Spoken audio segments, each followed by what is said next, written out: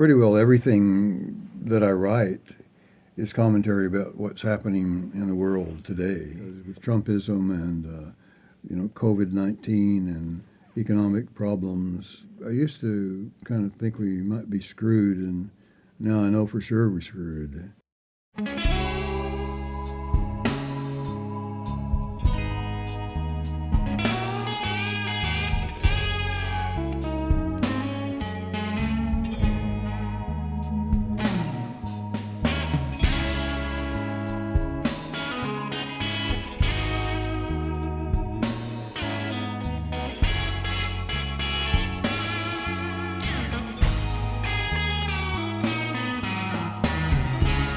Ann did a pretty good job of picking a guitar that would last.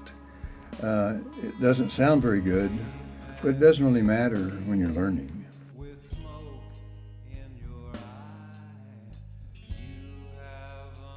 And when I went out the door, sitting on the sandbags by the officer's hutch were two guys playing banjos. And so I got to know them, and over time, I kind of joined in and sent me the guitar.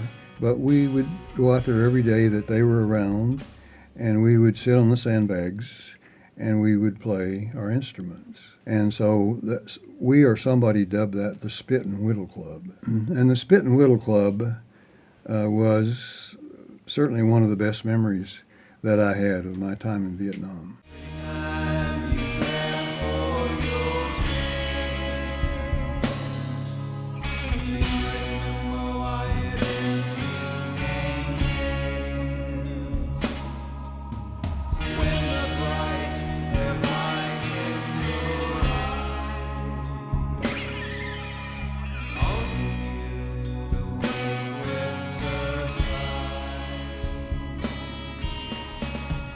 I always hope that the music will open a door or trigger something that will mean something to somebody. It might be the beat, it might be the lyrics, it might be the feel of the thing, but that it might have some meaning to them in some way.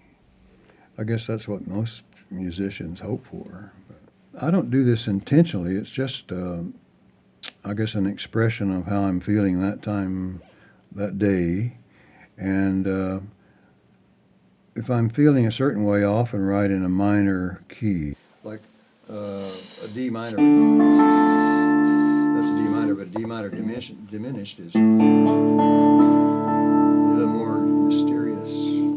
Okay, so that's good. And so I was doing something that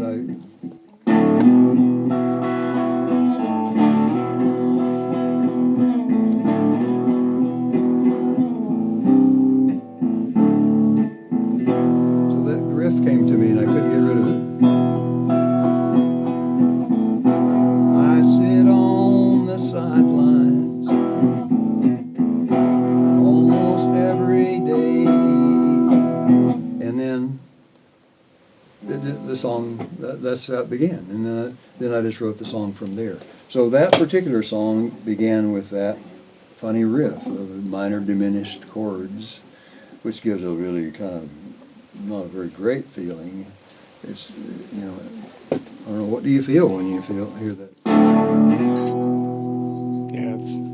Yeah, I do have influences, but they're frankly back in the 60s.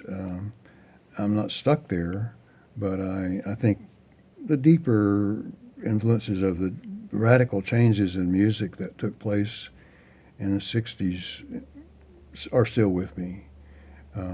I've gone beyond that, I hope, but that's where most of my influences lie. Cream, I think, was always my favorite band, along with Led Zeppelin and certainly the Rolling Stones. And, those, to the best that I can allow it, those influences come through me. And that's good. I like that. Led Zeppelin was... Talk about being shocked when they came on the scene. Everybody was shocked. I was shocked. Their music influenced you in different ways than other people's music did. A lot of those bands are very much guitar-based. And so the way they were able to get new sounds out of guitar amps and then write songs based on that with fresh uses of that sound was unique.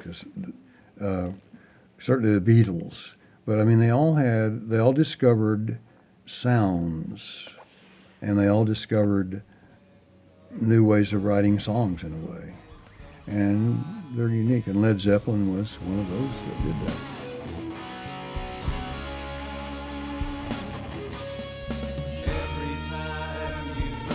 I believe that an artist cannot work forever in isolation. They can, and they can produce what's coming from them. But when an artist collaborates with another artist, then something totally different happens. And that's why I like collaboration. Now, collaboration in music is not that difficult because I can send a file off to somebody who's I've never seen or met.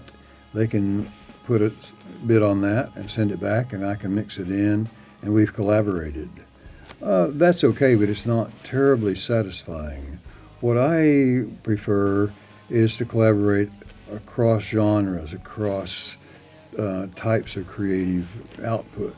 So I have been lucky enough to collaborate a lot with Allison Masters, who's a painter.